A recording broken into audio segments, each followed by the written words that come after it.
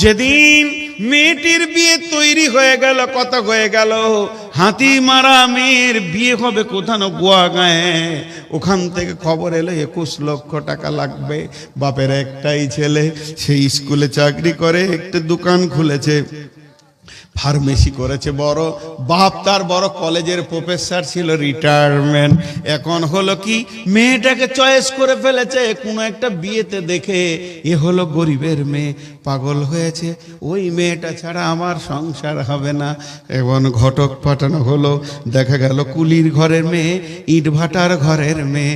তখন বলল ওই মেয়েটাই আমাকে চায়। মেয়ের বাপ বলল দেখো আমার একটা ছেলে, সর্বস্ব গাড়ি বাড়ি, এত বড় বিজনেস, আমার রিটায়ারমেন্ট, মাসে 70,000 টাকা পায়, সমস্ত আমার ছেলে মালিক, বেশি লাগবে না, 10 লক্ষ নগদ লাগবে। এ বিচারা গরিব মানুষ দুটো বেটাকে নিয়ে বসে গেল। বাবা, হাসিনার বিয়ের খবর এসেছে, গোয়া গাঁয়ের অমুকের ছেলের সঙ্গে প্রফেসরে। দুই ভাই অবাক, দিনের বেলায় আসমানে চাঁদ দেখছে, আমার বোন ওই ঘরে ঢুকবে। এবার বলছে মাত্র 10 লাখ লাগবে। দুই ভাইয়ের চোখে চোখে বলছে আব্বাকে কিছু বলিস না, যদি একবার বলি আব্বা ওই ঘরে দিও না, আমরা সামালতে পারবো না, হাসিনা চিরদিন দুঃখ পেয়ে যাবে। বড় ঘরে বিয়ে হয়েছিল, ভাই হতে দেয়নি। বাপকে বলল আব্বা বিয়ে দিয়ে দেন। বাপ রেডি হয়ে গেল। ভিটা ছিল 5 কাঠা, 3 কাঠা বিক্রি করে দিয়ে ঘরটা ছোট করে নিল। দুটো দুধের গাভী ছিল, সেটাও বিক্রি হয়ে গেল। মাঠের 3 বিঘে জমি আর খুঁজে পাওয়া যাচ্ছে না, সেটাও ধুলিস্যাৎ হয়ে গেছে। নাই তো ঘরে সব জিরো। মা এখনো বয়স বেশি হয়নি, মাত্র 38 বয়স চলছে, 40-এর ঘরে ঢুকেনি। নাকের কানের গলার যা ছিল খুলে সমস্ত কিছু জরিনাকে দিয়ে দিল, খাদিজাকে দিয়ে দিল। সর্বস্বকে ওর ঘরে ঢুকতে গিয়ে এই ঘরটা একদম জিরোতে দাঁড়িয়ে গেল। শুধু জিরোতে নয়, বাপ ইটের ভাটার কুলি হতে গেল। ছোট ভাইটা কোন রকম ছিঁড়া কাপড় পরে ঈদের নামাজ পড়ছে। বাকি 2টি ভাই দেখলো এই ঘরে আর শান্তি ফিরানো যাবে না, দুইজনেই যুক্তি করে চলে গেল কেরল, সেখানে চেন্নাই কুলি খাটতে চলে গেল। ঘরটা পুরো জিরোতে জিরো দাঁড়িয়ে গেল। এবার ঈদের দিন নতুন জামাই এসে গালমোটা করে বসে আছে। 30,000 টাকা না দিলে জামাইয়ের ঈদের মন ভরবে না, সেটাও বিচারা ঋণ করে নিয়ে এলো ইট ভাটা থেকে। মালিককে বলল ভাই পা দুটি জড়িয়ে ধরছি, 6 মাস তোমার গোলামি করে শোধ করে দিব, 30,000 টাকা দাও। বাঁদরের বাচ্চা, কুত্তার বাচ্চাকে সেই টাকাটা হাতে দিল। এবার দেখছে বাপ ঈদের নামাজ পড়তে যেতে ছেঁড়া লুঙ্গি পরে, মেয়ে 2 নয়নে অঝর নয়নে কাঁদতে শুরু করলো। আজকে ঈদের দিনে আমার বাপ ছেঁড়া লুঙ্গি পরে যাচ্ছে। এমন সময় খাদিজা বলে ফেল আব্বা লুঙ্গিটা চেঞ্জ করা যায় নাকি? মুচকি হেসে দেখলো মেয়ে আমার কষ্ট পাবে, বুঝতে দিব না। মুচকি হেসে বললো মা, মেয়েকে বলছে লুঙ্গিটা নতুন রে মা, ভাটাতে খালি একটু ট্রাক্টরে গায়ে লেগে গেছিল তাই ছিঁড়ে গেছে। মেয়ে তো বুঝে নিল বাপের অবস্থা বড় খারাপ। এদিকে মায়ের দিকে তাকিয়ে মনে হচ্ছে কোন পুরুষের স্বামী মারা গেছে, বিধবা মেয়ে বসে আছে, না আছে গলায় না আছে কানে, মা ওই অবস্থায় রয়েছে। মাথার ওপরে এখনো 3 লক্ষ টাকা ঋণ, 3টে কুলি 3 দিকে খাটছে। এই অবস্থায় গুন্ডার বাচ্চা শ্বশুর ঘরে বুট আর কোট পরে মচমচ করে হাঁটছে। জানে না, একবারও ভাবে না যে এই বংশটাকে আমি ডাকাতি করে নিয়ে চলে গেছি। জানে না আমি ডাকাতের বাচ্চা, ডাকাত বংশটাকে আমি একদম নিঃস্ব জিরোতে পালিয়ে দিয়েছি।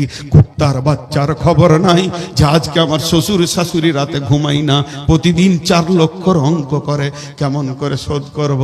এরপরে ছোট ভাইটা ছিঁড়া কাপড় পরে ঈদের দিনে ঘুরছে। ফরিদা তার হাতটা ধরে নিল, নিয়ে গিয়ে বাথরুমের ভিতরে ভরে দরজাটা লাগিয়ে বলছে ভাই কালকে কি দিয়ে ভাত খেয়েছিলি? ভাত, আলু আর ভাত, একদিন ডাল আর ভাত, মা আচার দিয়েছিল।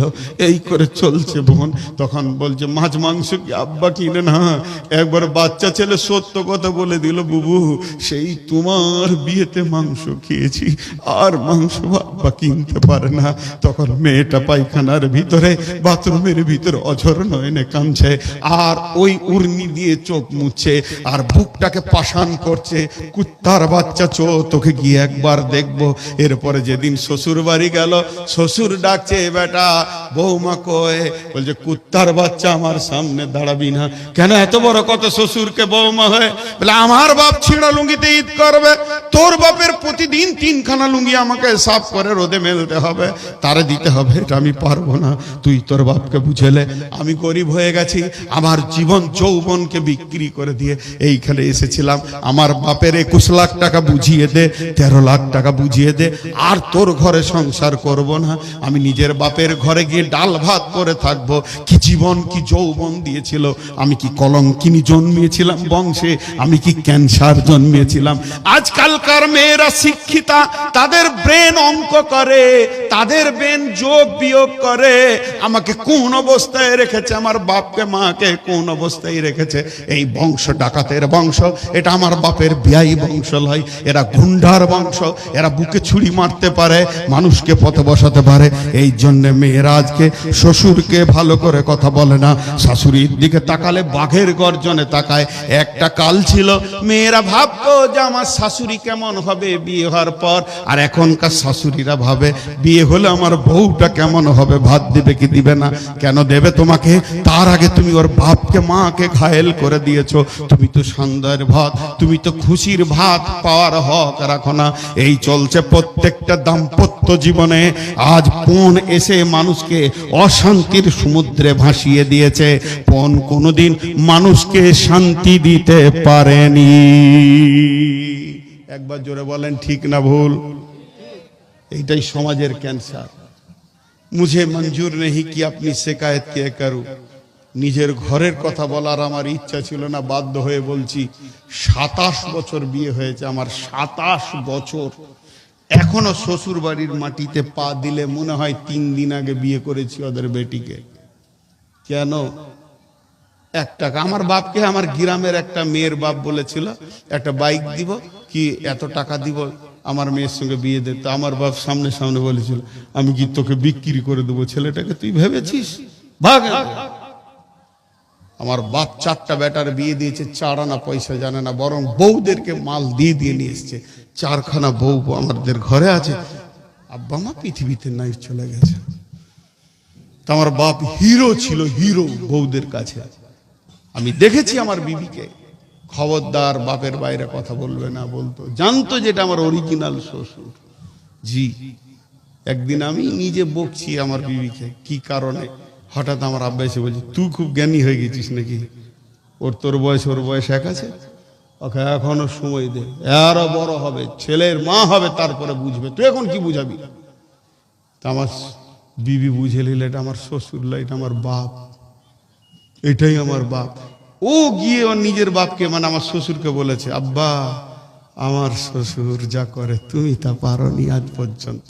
আমাকে মা বলে ডাকে এবং আমার জন্য আমার স্বামীকে বকে।